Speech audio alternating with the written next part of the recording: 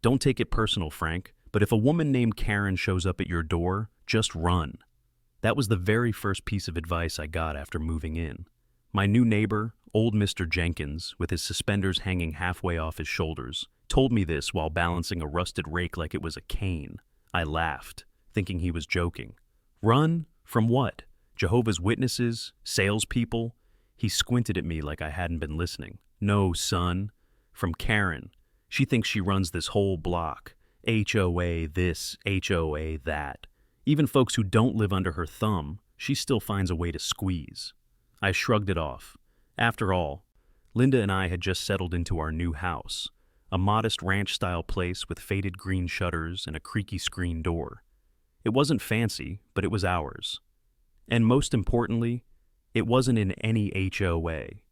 That had been my golden rule when house hunting. No homeowners associations, no boards, no self-appointed tyrants. I'd spent my whole career taking orders. Retirement was supposed to be different. So when Jenkins gave his little speech, I chuckled and changed the subject. Well, I think we'll be just fine. We've got the lake, the pine trees, and peace and quiet. What could go wrong? Jenkins muttered something under his breath, shuffled off with his rake, and left me scratching my head. The truth was, I didn't believe him. I thought he was exaggerating, maybe spinning up a bit of local gossip to welcome the new guy. Every small town has its crank, right? I figured Karen was just that, an eccentric woman who complained about lawn lengths or barking dogs. I'd survived worse. For the first week, life seemed normal. I planted some tomatoes in raised beds out back, fixed the dock, and Linda decorated the living room with quilts she'd collected over the years. Evenings were filled with cicadas buzzing, the smell of grilled burgers, and the kind of silence you only get when you're miles from the interstate. One afternoon, our daughter Megan stopped by with her kids. They tumbled out of the minivan, yelling about who got to sleep in the top bunk. Megan gave me a hug and whispered, "Dad, you look happier than I've seen you in years." I grinned. Well, it's hard not to be. We finally escaped the rat race. But that night, as the kids played tag in the yard and fireflies blinked like little lanterns, I caught Jenkins watching from across the road. He leaned on that old rake, shaking his head slowly, like he already knew something I didn't. At the time, I thought he was just an oddball. Looking back, I should have paid more attention. Because within days, Karen was on my porch, holding a folder thick enough to choke a horse, sunglasses reflecting the sunset, and a smile sharp as a razor blade. That was the moment paradise started to crack. "Mr. Miller?" I looked up from tightening a loose board on the porch rail. A shadow fell across the steps, and there she was, exactly as Jenkins had described, though somehow worse. Karen. She wore oversized black sunglasses, the kind you'd expect on a poker player or a celebrity trying not to be noticed. A white blouse stretched tight under a navy blue vest, embroidered with the letters HOA, clearly homemade, but she wore it like a badge of honor. Under her arm she clutched a thick folder, papers jutting out like a general's battle plan. "Yes," I said, standing. She flashed a smile that didn't reach her eyes. "I'm Karen Wallace, president of the Lakeshore Homeowners Association. I'll need to have a quick word about your outstanding dues." I blinked. "My what?" "Dues," she repeated, sliding a paper from her folder with the precision of a magician pulling a rabbit from a hat. "Annual assessment, plus late fees, plus penalties. Comes to," she flipped a page, $1,275. If you pay today, I can waive the processing charge. I laughed before I could stop myself. "That's a good one, but you've got the wrong house. We're not part of any HOA. Karen tilted her head, like I was a slow student. "Every house in this neighborhood is part of the association. That includes yours. It's in the covenants, conditions, and restrictions. Didn't your realtor explain?" I wiped my hands on my jeans. "No, because it's not true. I checked before we bought this place. We're outside your boundaries." Her smile thinned. She pushed the paper toward me anyway. "You might want to read this again. Rules are rules, and ignoring notices will only make things harder." Linda stepped out onto the porch, drying her hands on a dish towel. "What's going on?" "This lady says we owe HOA fees," I said. Linda frowned. "But we're not in an HOA." Karen's voice sharpened. "That's what everyone says at first, but whether you like the rules or not, you still have to follow them. And right now, you're delinquent. We'll need payment within 30 days. I could feel the absurdity of it rising in my chest, but there was also something chilling in her tone. This wasn't a neighborly chat. It was a demand. Look, I said firmly, I'm not paying a dime. Show me the official county map. Show me the legal documents. Until then, you can take that paper and... I stopped myself before saying something I'd regret. And leave it with me. Karen slid the paper onto the porch rail, tapped it with one manicured finger, and leaned in just enough for her perfume, sharp and powdery, to fill the air. Don't make this harder than it has to be, she said softly, as if delivering a threat disguised as advice. I always get compliance, one way or another. She turned, heels clicking against the concrete, and marched back down the driveway like a soldier retreating to reload. Linda stared after her. Well, she's a piece of work. I picked up the paper. It looked official at first glance. HOA letterhead, fine print, a signature that didn't mean anything. But when I squinted closer, I noticed typos, sloppy formatting, and a mailing address that didn't match any real office. Fake as a $3 bill, I muttered. Linda touched my arm. Do you think she's serious? Could she cause trouble? I looked toward the road where Karen's SUV disappeared in a spray of gravel. Oh, she's serious, all right. Question is, serious enough to fight dirty? We stood there in silence for a moment, the cicadas buzzing in the trees, the lake glinting beyond the pines. I should have felt calm, but instead my stomach knotted. Jenkins's warning echoed in my ears. If Karen shows up, run. The problem was, I wasn't the running type. And something told me this was only the opening shot in a much bigger battle.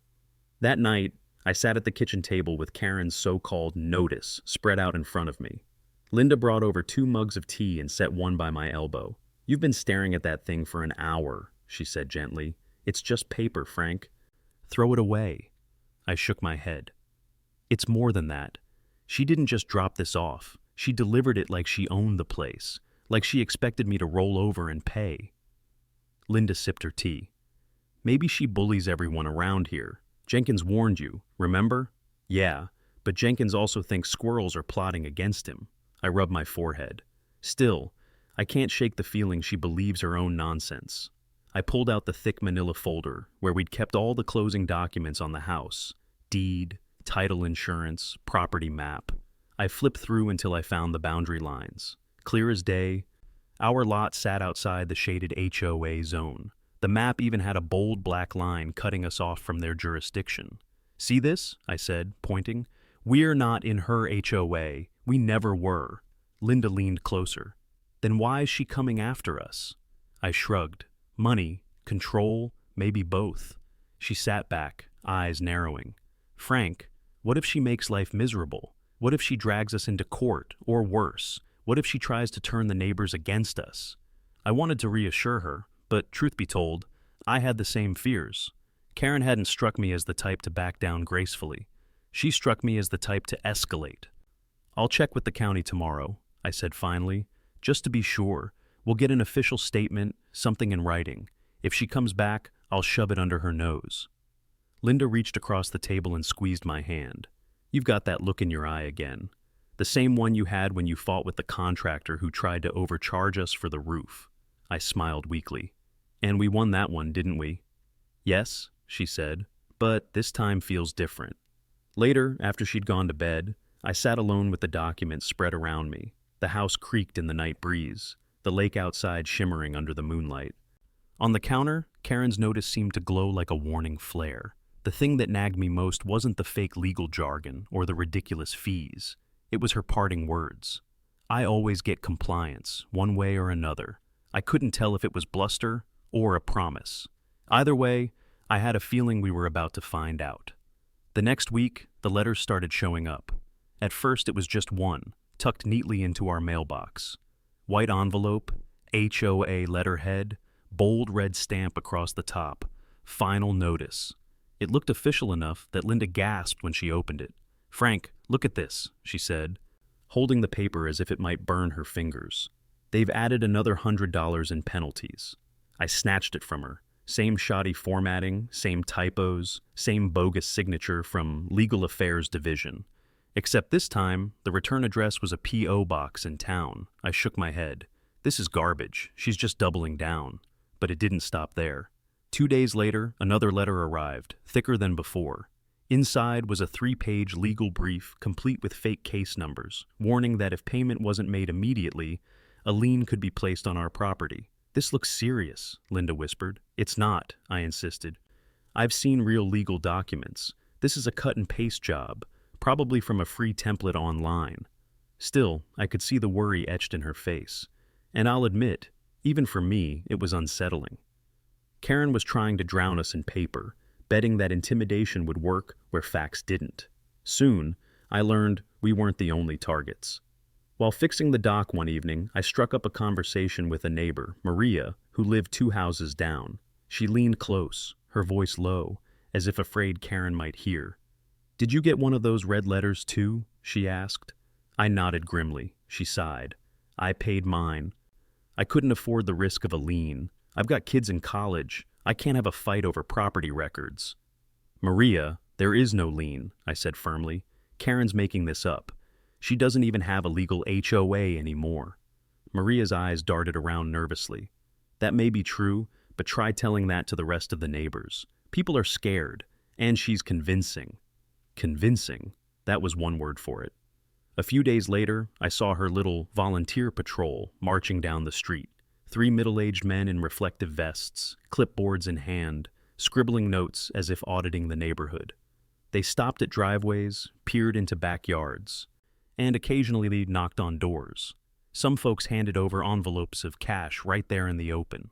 It was surreal, like watching a con job play out in broad daylight, with everyone too intimidated to call it out. One evening, Jenkins shuffled over with that rake of his. He waved a piece of paper like it was a white flag. "Got this today," he grumbled. "Says my shed's out of compliance and I owe $200. I read it. Same fake letterhead, same P.O. box, same Karen. "Don't pay it," I told him. He sighed. "Easier said than done. I'm 80 years old, Frank. Last thing I need is some court mess. Sometimes it's just easier to pay the witch and move on." That hit me harder than I expected. Karen wasn't just annoying. She was extorting people, preying on fear. That night, Linda found me pacing the kitchen. "Frank," she said softly, "you can't take on the whole neighborhood. This woman, she thrives on conflict. Maybe we should just ignore her." But ignoring bullies never worked. Not when I was a kid, not in my career, and certainly not now. "No," I said, stopping at the window where the moonlight spilled across the lake. "This isn't just about us. She's scamming everyone, and if we don't stop her, she'll keep doing it until half this street is paying tribute." I turned back to Linda, determination burning in my chest. "Tomorrow, I'm going down to the county clerk's office. I want proof in my hands. When she comes at us again, I'll be ready." It started with the vests. One Saturday morning, I stepped out to grab the newspaper and nearly tripped over a pair of orange traffic cones in my driveway. Beyond them stood 3 men I'd never seen before, wearing bright reflective vests with the letters HOA Compliance stenciled in crooked black spray paint. One of them held a clipboard. Another had a roll of yellow tape like the kind police use at crime scenes.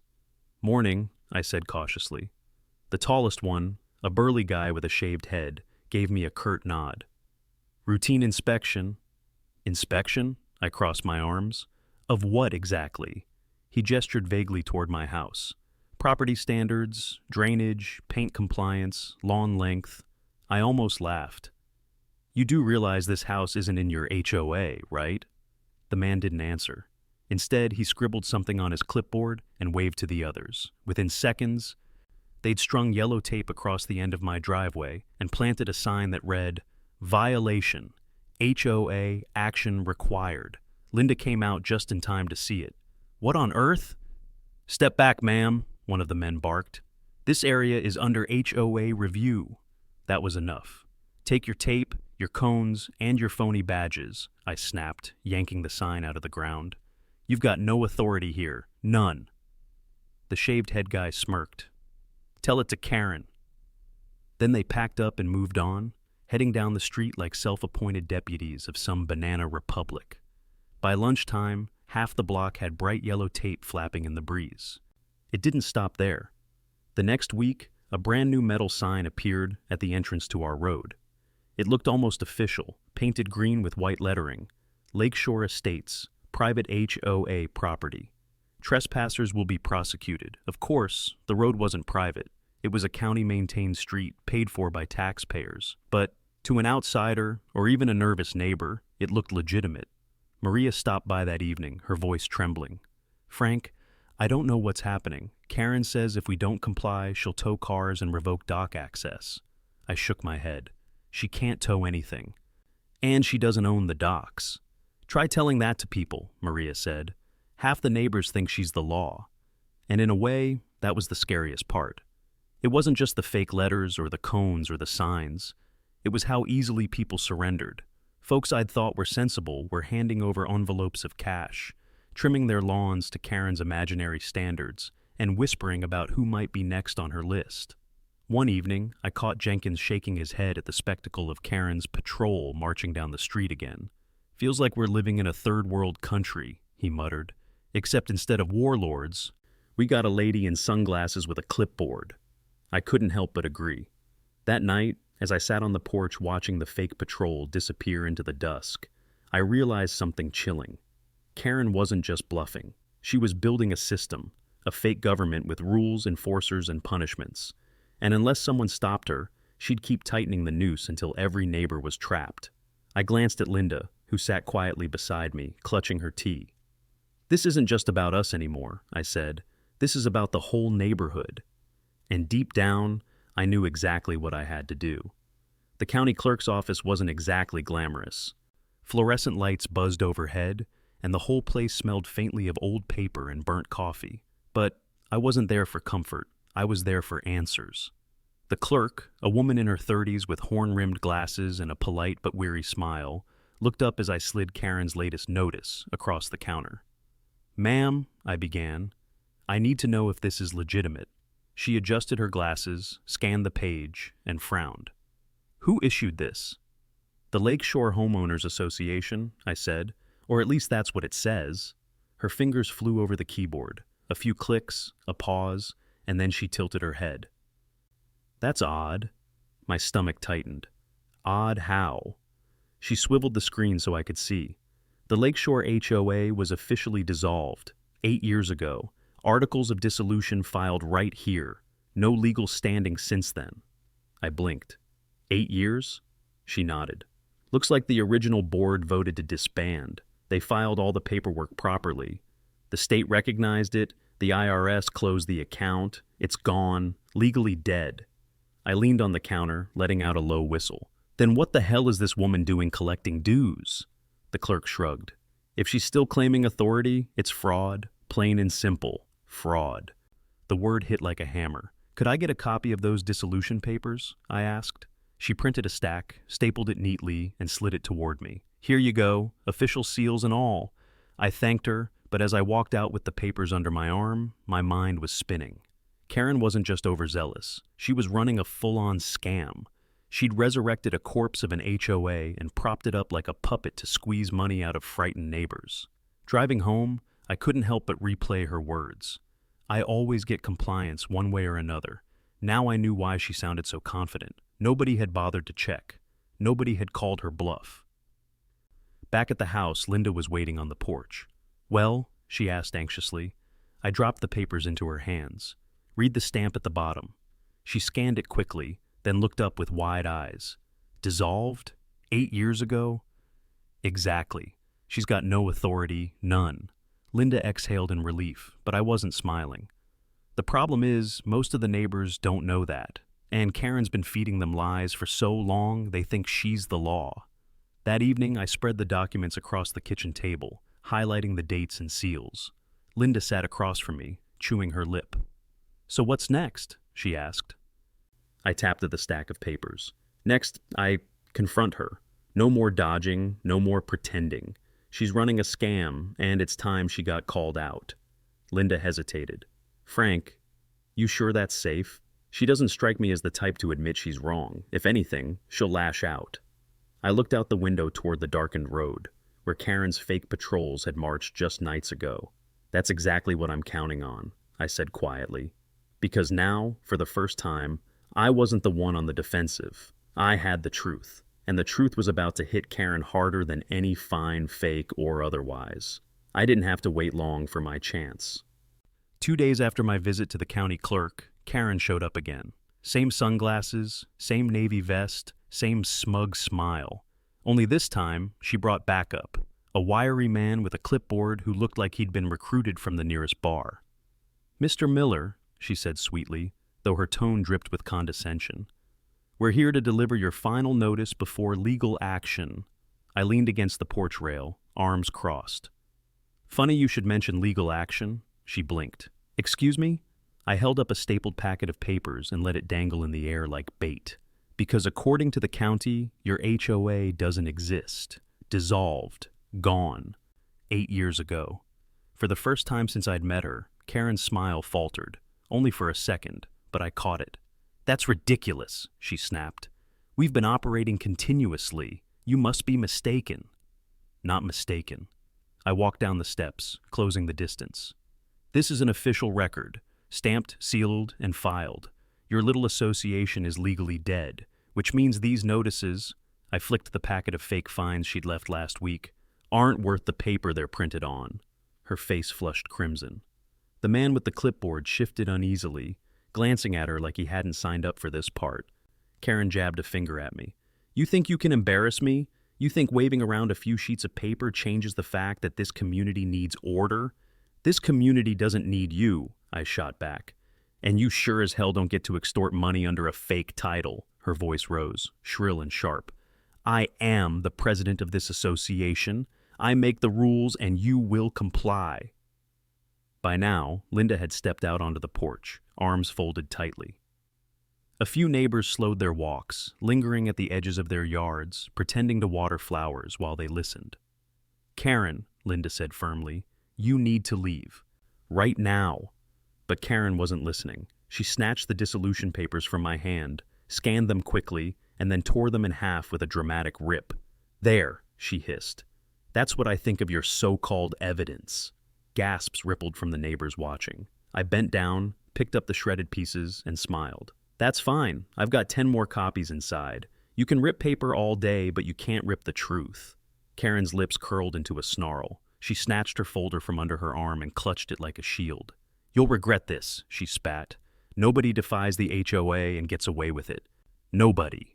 Then she spun on her heel, barked at her clipboard lackey to follow, and stormed down the driveway.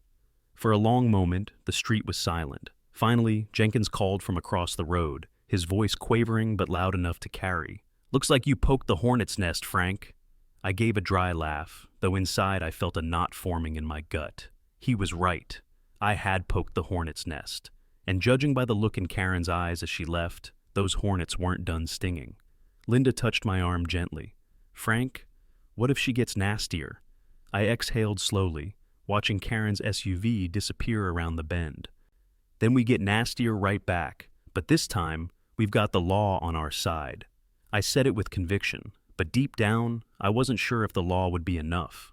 Because Karen wasn't just a bully with papers anymore, she was cornered. And cornered people are dangerous. I should have known Karen wouldn't lick her wounds in silence.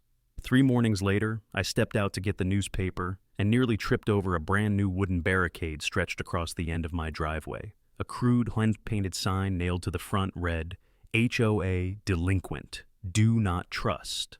I just stood there, jaw hanging open. Linda came up behind me, coffee in hand, and nearly dropped her mug.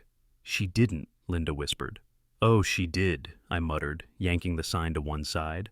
It was heavy, nailed to a sawhorse. She had planned this. Before I could drag it out of the way, I heard the whine of that ridiculous golf cart. Here came Karen, rolling down the street like a queen on parade, sunglasses flashing in the early light. "Good morning, delinquent," she called out. Her voice rang like nails on a chalkboard. "Thought I'd save the neighbors the trouble of finding out what kind of people you really are." I clenched my fists. "Karen, this is harassment. Move your junk off my driveway before I call the county." She slowed to a crawl, parking her cart squarely in the middle of the street. A couple of dog walkers stopped nearby, pretending to fiddle with leashes as they watched. "You can call whoever you like," Karen sneered, "but everyone knows the truth. You moved in, refused to pay dues, and now you're freeloading off the rest of us. Linda stepped forward. That's a lie, and you know it. We're not even in your association. Karen smirked, pulling a clipboard from under her arm like it was Excalibur. These records say otherwise. She flipped through pages filled with what looked like names and numbers, clearly cobbled together. From across the road, I could see neighbor Tom squinting at the scene, his brow furrowed. Others were peeking from behind curtains. Everyone pays their fair share, Karen announced theatrically, except them. She jabbed her pen in our direction. And I won't let parasites drag down this community. The word parasites lit a fuse in my chest. I marched down the driveway until I was just feet from her cart. You listen to me. You can wave that fake clipboard all you want, but I've got the state records. I've got proof your so-called HOA is nothing but smoke. And if you don't remove that barricade right now, I'll file harassment charges before lunch. Karen leaned back, utterly unfazed. Big talk, Frank, but you'll see. People like me always win. People like you don't belong here. She revved the cart engine and took off, leaving the barricade where it was, dust swirling in her wake. By now, half a dozen neighbors had gathered in little knots along the street. Tom finally walked over, scratching his head. Frank, he said quietly, is it true about the HOA being dissolved? Yes, I said firmly. I've got the paperwork. This whole thing is a scam, and she knows it. Tom nodded slowly, clearly wrestling with the possibility. Behind him, Mrs. Jenkins whispered to her husband, both looking unsettled. That was when Linda whispered, "She's trying to turn the neighborhood against us." And it was working. The more noise Karen made, the more people hesitated. Doubt was a powerful weapon. I spent the rest of the morning dragging the barricade into the garage as evidence. My hands trembled with rage, but I knew I couldn't lose my cool. If Karen wanted a war of perception, then we needed a different weapon. Facts, laid out in daylight. That evening, I made copies of the dissolution paperwork and slipped them into the mailboxes of every neighbor I knew. Linda drafted a short letter, calm and measured, explaining the truth. Our lot was never part of the HOA, and the association itself had been legally dead for years. By dusk, I saw porch lights flicking on across the street as envelopes were opened. Neighbors read in silence, some shaking their heads, some looking over at Karen's house. She must have noticed too, because around 9 o'clock, her SUV roared down the street. I peeked out the blinds and saw her marching up to Jenkins's porch, clipboard in hand, voice raised. The old couple shrank back inside, clearly overwhelmed. "Frank," Linda whispered, "this is spiraling. She's not stopping." I nodded grimly. "No, she's doubling down, which means the next move is going to be worse." And I was right, because barricades and name-calling weren't the endgame. Karen had something bigger planned, and she was just getting started. It started with a knock at the door. Not Karen's shrill pounding this time. This was official, heavy, deliberate. I opened it to find 2 men in khaki uniforms, county code enforcement officers. One held a clipboard, the other a camera. "Mr. Miller?" the first asked. "That's me," I said cautiously. He flipped through his papers. "We've received a complaint from the Lakeshore Homeowners Association regarding multiple violations on your property, unauthorized structures, improper fencing, and unapproved exterior modifications." My blood ran cold. Linda came up behind me, whispering, "She actually did it." I forced a steady voice. "Gentlemen, the Lakeshore HOA was dissolved 8 years ago. I have the county records right here." The officer raised a brow. "We'll need to see those." I fetched the copies and laid them out on the porch table. He examined them carefully, frowning. "Well, this does appear legitimate, but I'll need to file a report. In the meantime, we're required to document the property." As they walked to the yard snapping photos, I could see Karen standing across the street, arms folded, sunglasses gleaming. She had called in the cavalry, and she was savoring every second. "Morning, officers," she called sweetly. "Make sure you get the shed out back. That was never approved." My fists clenched. "She doesn't have the right to direct you," I shouted across the street. Karen smirked. "I'm simply ensuring compliance. Someone has to maintain standards around here." The officers finished their inspection, clearly uncomfortable with the circus. One leaned in and whispered, "Off the record, sir. This looks like a neighbor dispute more than anything." but once a complaint's filed, we're obligated to follow procedure. I thanked him, though my jaw was tight. Procedure meant weeks of stress, paperwork, and hearings, all exactly what Karen wanted. That evening, letters started arriving in neighbors' mailboxes, glossy, printed flyers stamped with an official Lakeshore HOA logo. They listed violations around the neighborhood, peeling paint, garden gnomes, even the Jenkinses' rose trellis. At the bottom was Karen's name, signed in bold ink, claiming authority as president. "She's trying to drag everyone into this," Linda said, spreading the flyer on the kitchen table. "If she can't single us out, she'll weaponize fear against the whole street." The next day, at least 5 neighbors showed up on my porch. Tom was among them, holding his flyer like it was toxic. "Frank," he said nervously, "is this real? Because if it is, I can't afford fines right now. She says she's going to start putting liens on houses." I spread out the dissolution papers again, walking them through every detail. "It's a scam. She has no legal standing. She's bluffing." But I could see the doubt in their eyes. Karen's flyers looked polished, official. My photocopies felt flimsy in comparison. That night, Linda paced the living room. "She's winning the perception war, Frank. Even with the truth in our hands, people are scared of her threats." She was right. Fear was Karen's greatest weapon, and she wielded it with precision. Then came the final blow. A thick envelope arrived by certified mail, addressed to me. Inside was a letterhead stamped Lakeshore HOA Legal Department. It accused me of refusing dues, violating community bylaws, and threatened a lawsuit for damages exceeding $25,000. Linda gasped. "She's gone federal with it." I scanned the letter, my jaw tightening.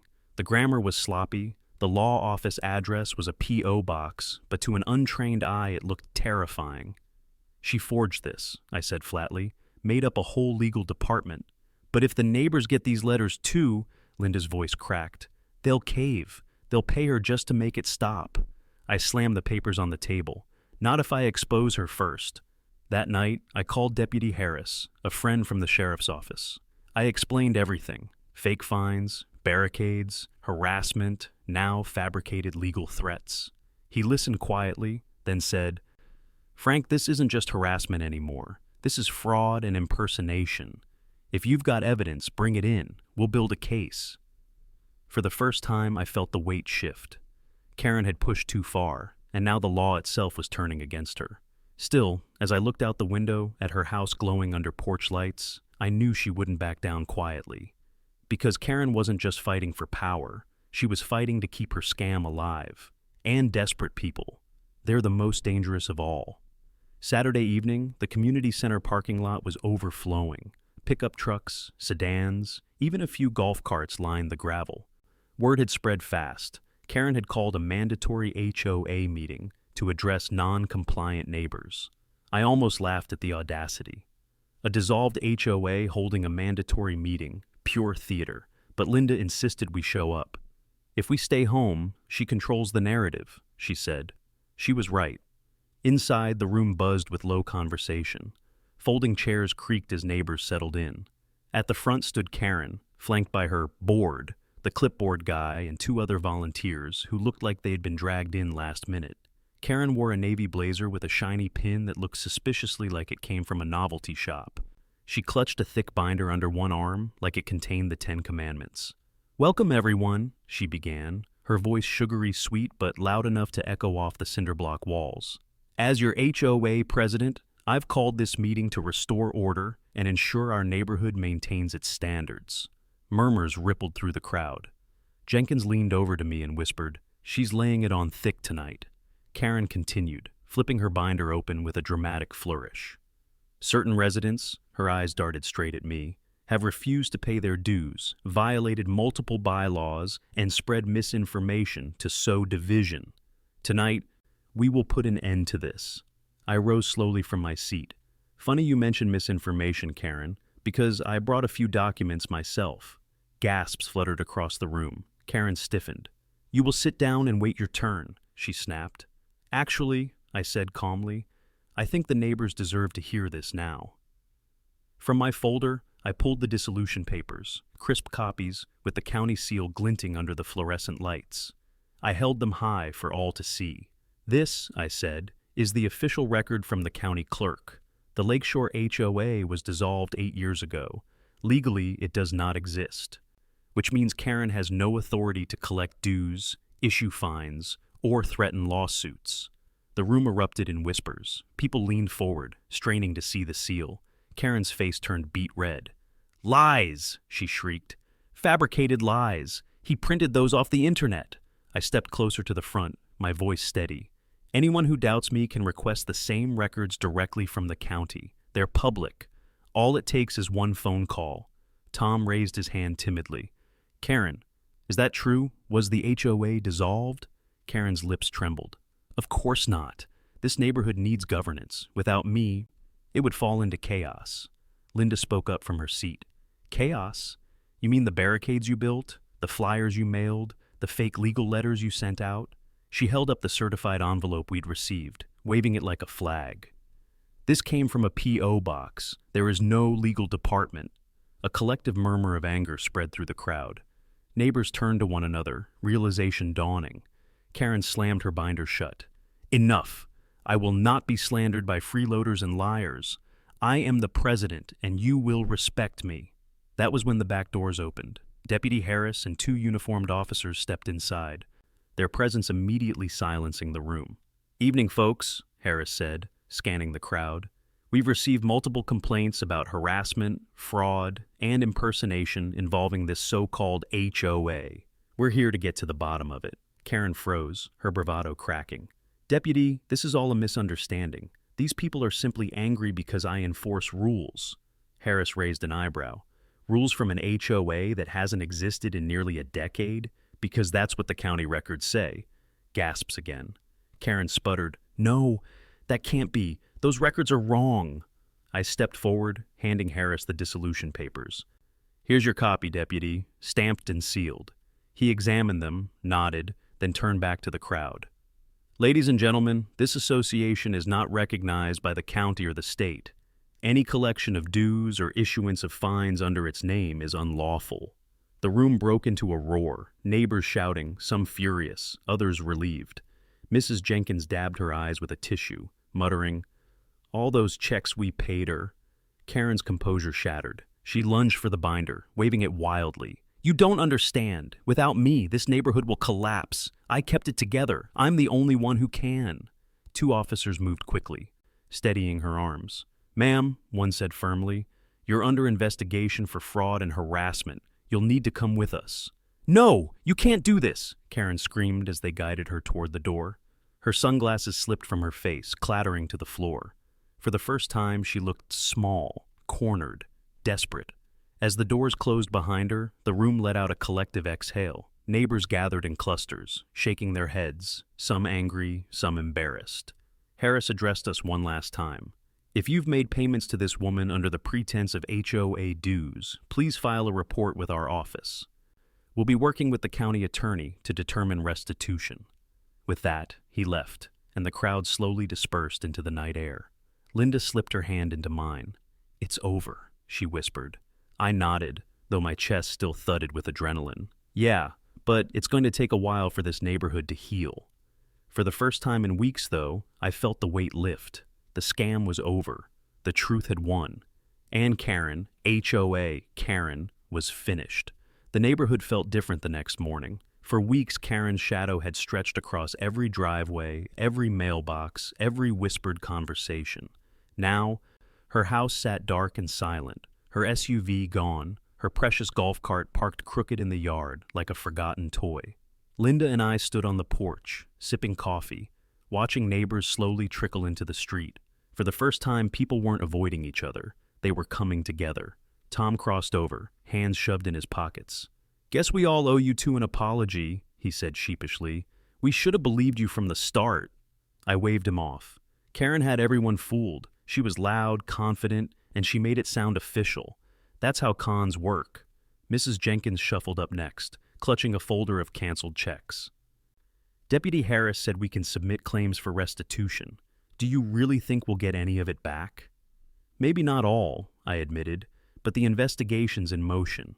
That's more than we had last week." By midday, a group of us had gathered in front of the community center. Folding chairs were dragged back out, this time not for Karen's theatrics, but for an honest conversation. No binders, no fake titles, just neighbors trying to put things right. Tom cleared his throat. So, where do we go from here? Do we even want an HOA? The question hung in the air. For a long time, nobody spoke. Then Linda said softly, "What people wanted all along was fairness, transparency, not one person barking orders and pocketing cash." Heads nodded. Even Jenkins, usually the quietest, raised a hand. "If we do form something new, it has to be legal, open, and optional. No more scare tactics." Someone else chimed in. "Or maybe we don't need one at all. We managed before Karen showed up." The debate went on for an hour, but it was calm, respectful, exactly the opposite of Karen's rule.